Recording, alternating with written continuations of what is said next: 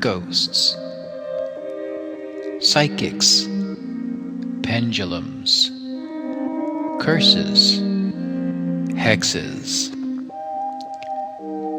We welcome you here to Friday Night Dark in the realm of the night. Come join us and listen to this week's presentation, and we bid you welcome.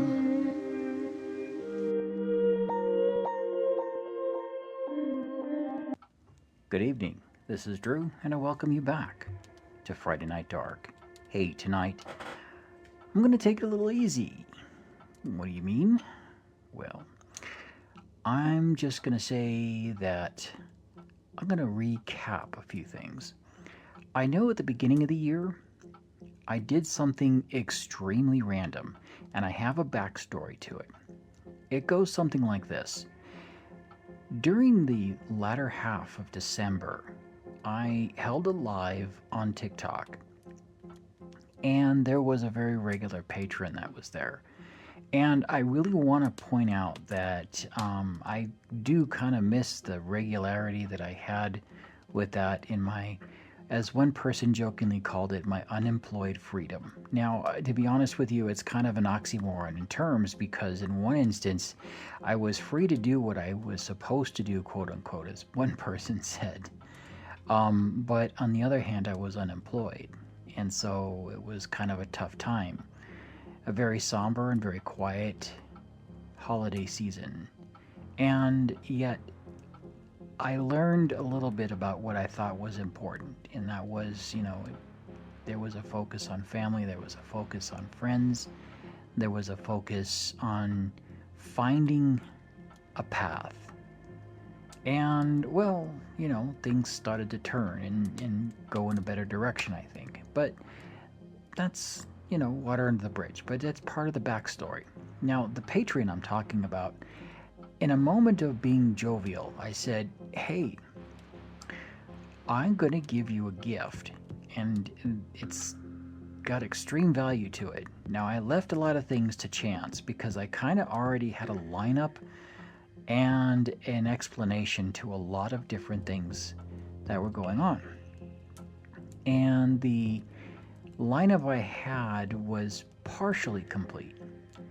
But I asked them, hey, pick a subject, because I don't really need to go looking, but this is something I'm doing that's different, and that is that I want to pick a subject that's picked by somebody else.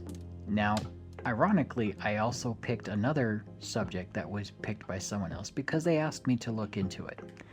As a matter of fact, the irony to a lot of what I ended up doing is there were people who were calling me and asking me questions about what is this and what is the significance of that? Have you ever heard of? And I started to see a pattern. There were people who actually were in fact giving me feedback on things that they would like to hear. One person asked me why I never talked about cryptids again. I said that's not true, but I would do it for you, I told them, and I did. I also had somehow managed to weave everything because you see the very first subject was zoochosis, and it touched on another subject of liminal spaces, which of course people usually associate with something like, say, Backrooms, which I understand is now becoming a movie. And I didn't realize how significant that was and how much it touched on so many other subjects at the same time. Because if you look at the idea of liminality en masse, meaning how it fits into the entire world, any place can be considered liminal where there is a transition. And one of the things that I found is as I was weaving all of these things together and putting a lineup there, even the interviews themselves had some form of liminality to them. And I thought to myself, wow, I didn't even think about that. Now, I'm not boasting or I'm not going to, brag about it, but the point of the matter is that whether it be intentional or not, it just seemed that these last few weeks going into the from the new year to now, it has been mostly, I guess, an adventure because I've been trying to, well, fit in everything into a new schedule. And so that's just kind of part of what's been going on. So I would probably say that with all of the efforts I've been putting through and putting together, I want people to remember that I'm not necessarily working hard to just put out content for the sake of content. I do have intent. This is one thing, as I had mentioned before, and really kind of putting everything together in a certain fashion. I need people to know that everything that I did had some kind of attachment one way or the other. It was networked in or tethered or meshed in, or however you want to label that, dovetail, for lack of a better way of putting it. But my point being is that I try to interconnect everything to a certain point.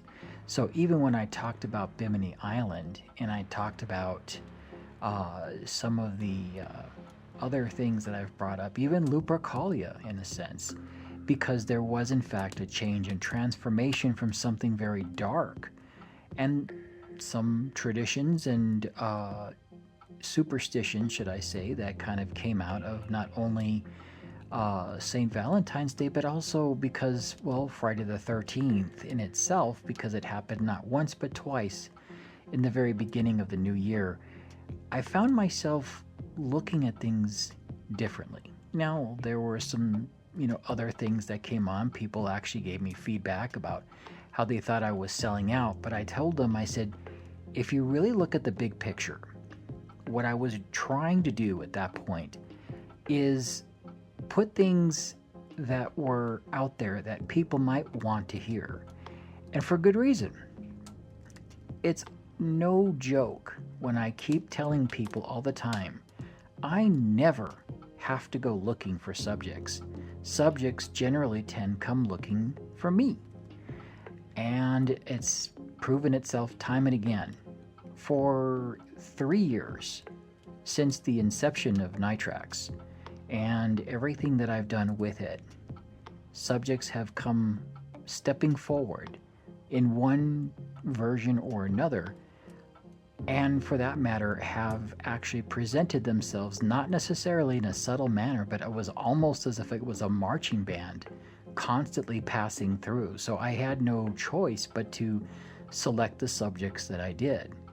Now, I did things and I was on the down low about it, meaning that I was discreetly hiding some of the subject matter that was out there. And I wasn't doing it in the sense of like I was ashamed of it. I was doing it in the sense of I want people to come and talk to me. Now, many years later, I do have people who talk to me about things. I've kept their secrets. I've kept their names off of papers. I've kept their names withheld. Emails, recordings, messages, and what have you, unless they choose to reveal their name or unless they decide that they want to do things on their own. It is a policy that I've kept for a very long time.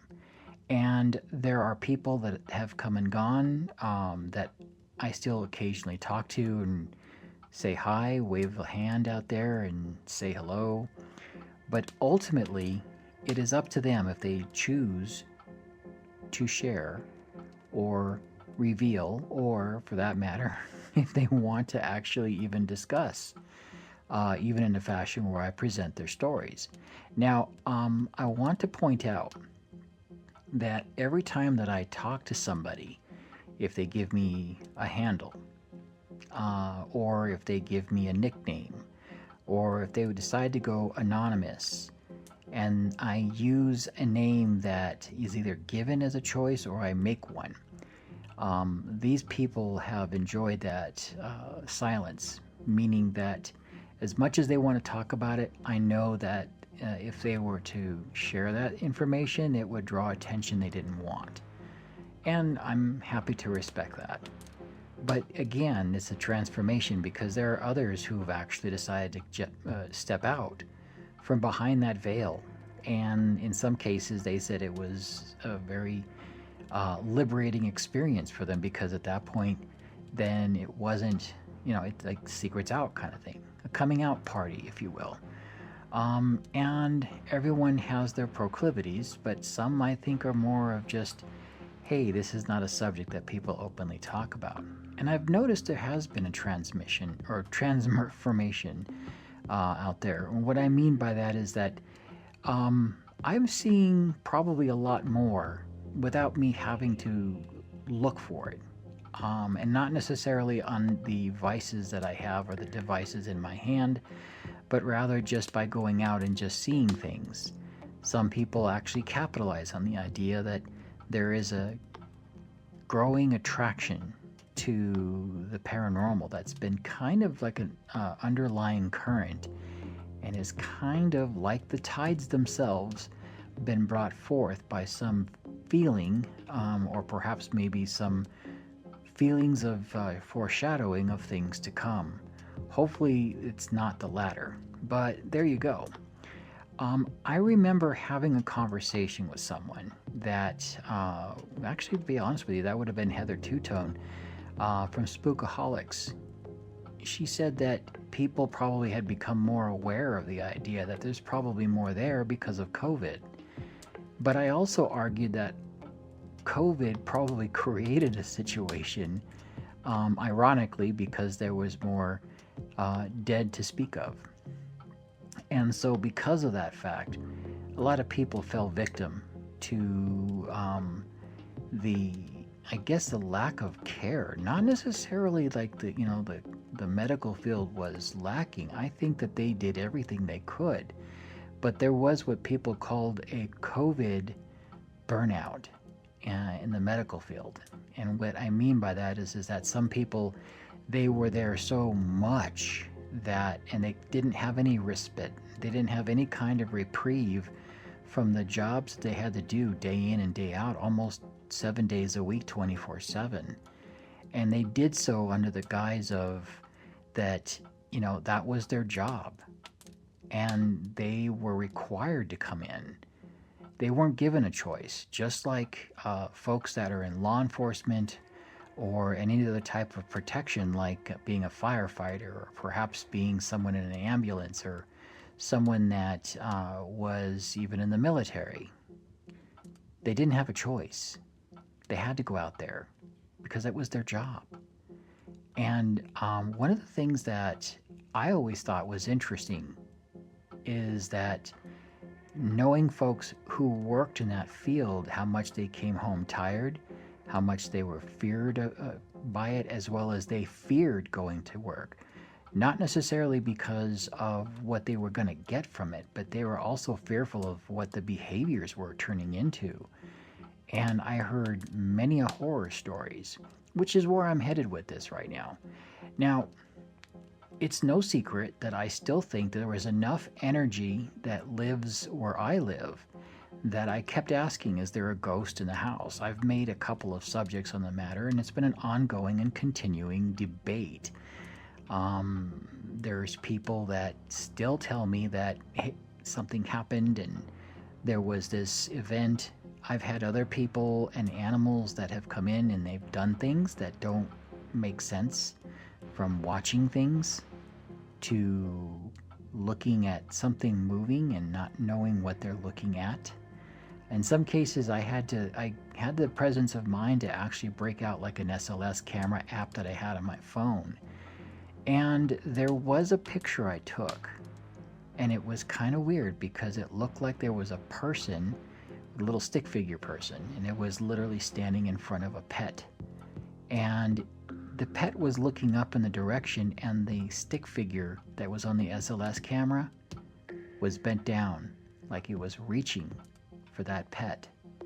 I kind of had to sit there and really look at that because the situation really looked like something straight out of a spooky movie thing. And I couldn't tell for one moment whether or not I was looking at a false positive, or perhaps maybe it was circumstance, or perhaps maybe the pet was looking at something and it was acknowledging its presence.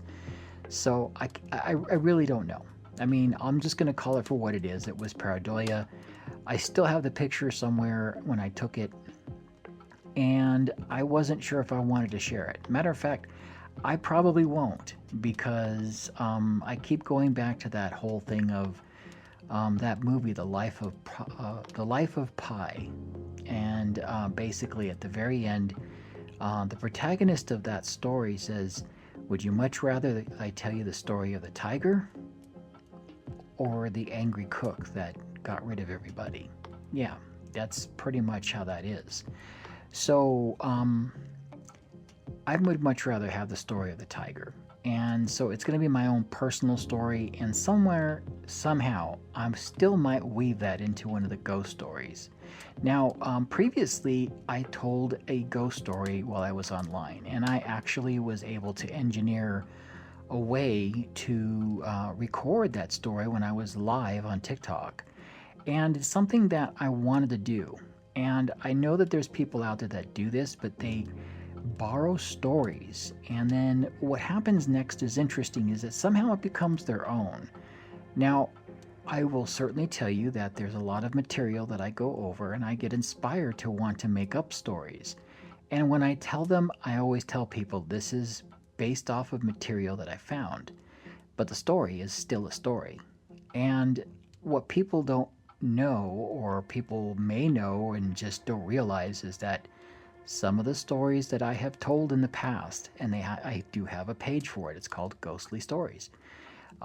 Those stories themselves, they have a significant amount of truth to them. And there are 3 more that I'm going to be recording soon. And those stories have a little bit more truth than fiction. Now you're probably saying, "Now Drew, why would you want to do something like that?" Because these are stories I think that they should have been heard a long time ago. And I know there's some angry people out there about the fact that I even have these stories. Let them come. Let them come. Because then, well, I would love to hear their side of the story. And, well, there you go. I guess it is what it is. I'm not looking to start a conflict. What I am looking to do is make sure that those who know the story I'm speaking of, if they want to come out and they want to share their side, they're welcome to. It's not going to make me afraid anymore. I'm too old for those games. Literally. But now let's return back to what this is all about, because I know I've been kind of recapping this whole quarter, if you will. I've done roughly about 14 sessions now. You can count them right there on Apple Podcast. I have put them on Buy Me a Coffee. And really, honestly, you can listen to them both. They're pretty much open out there. I'm still asking for some way for you to just kind of buy me a book or buy me a coffee. Or if you want, I'm willing to create a membership, one where you can subscribe on Apple Podcast. But this is also going to be something else that I'm going to put out there. I am going to start regularly posting on YouTube as well. And this is going to be my open admission and announcement to that. Now, in tandem with this, there's another project that I've been working on. And quite honestly, when this goes out, I'm hoping that my friend will be able to say the same thing. So I'm going to be coordinating with them. If not after I do this recording, I'm going to be doing it very soon thereafter. I kind of had to be quiet when I put this together because I don't want people to know what I'm doing, and for good reason. It's probably as much a surprise to them as it is to me, right? Now, this is where I know things can kind of get a little crazy. I am working on a collaboration, and we're going to be exploring subjects that aren't necessarily spooky paranormal or spiritual paranormal, but they are weird, and in some cases are just downright macabre, that has no explanation, or for that matter, no rhyme or reason. I could tell you it's true crime, but that probably wouldn't be the truth because true crime in itself, it's its own genre. And what I mean by that is that there are people out there who they cover the subject and they probably have tons of material, just like I talk about with the paranormal subjects that are out there. Does this mean that it's bad that I go into that? No. Am I reluctant to enter a different field? No. Is this going to be a true test of my research skills? Yes.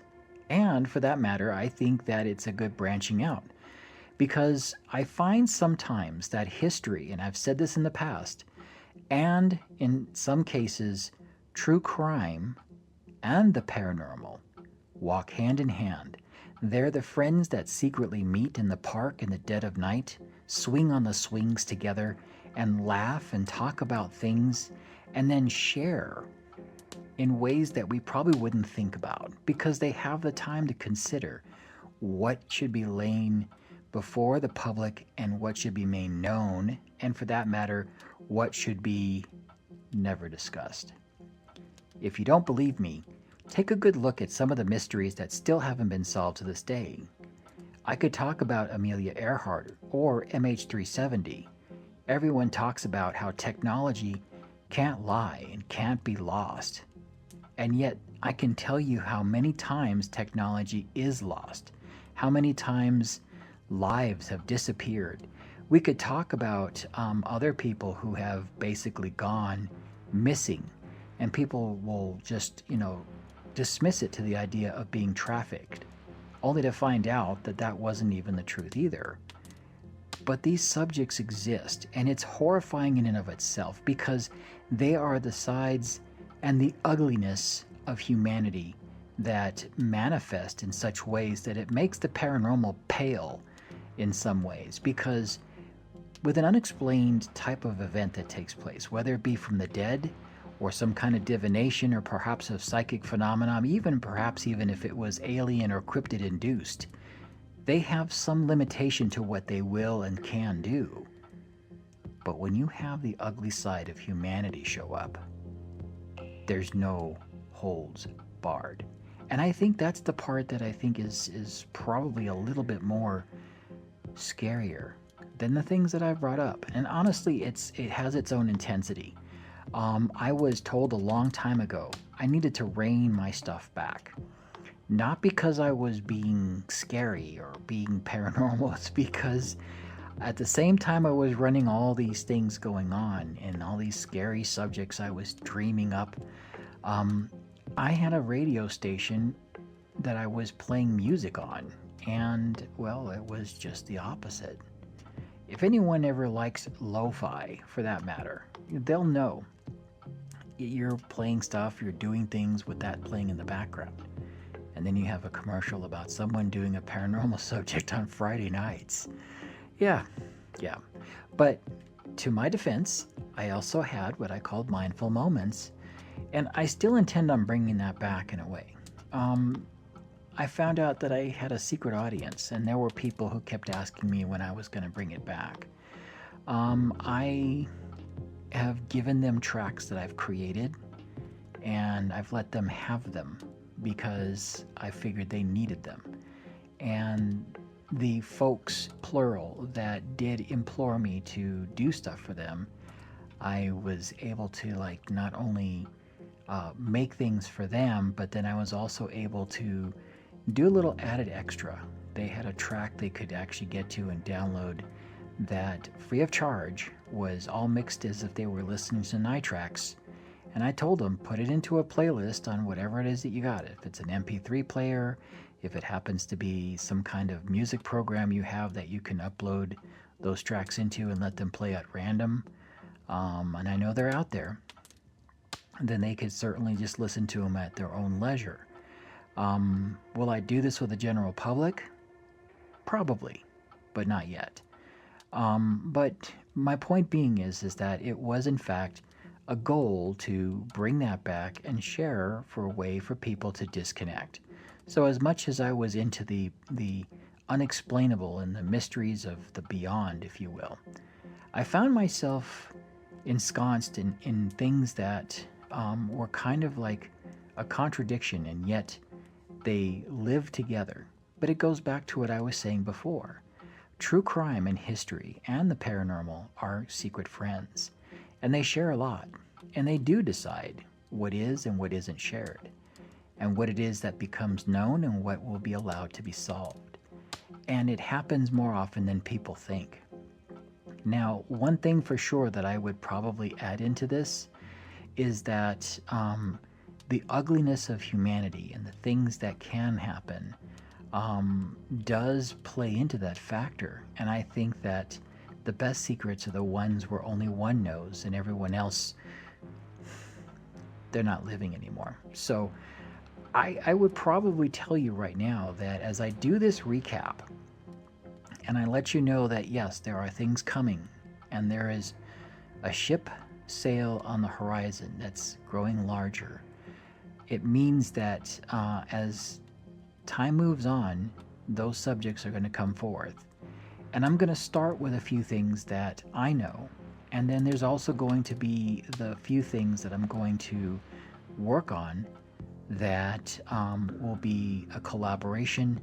And then lastly, yes, I'm probably going to focus as much as I can, not as an afterthought, but to make sure that concurrently there is a mindful moments to speak of again.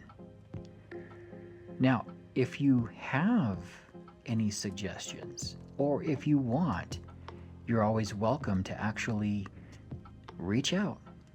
And you can talk about this not only with me, but with other people. But, it's always that thing, do you want to hear certain things? Do you feel that some subjects need more in-depth exploration or discovery? Is there something that you want to know? People have reached out to me and asked me questions all the time. And they've usually talked about it with others before they talked about it with me. And so, what subject would you like? Go ahead, talk about it with other people. And hopefully somewhere in there, I really do hope that you might actually talk about it with me. Where else? Friday Night Dark at nitrex.com. Hey, this is Drew, and I bid you good night.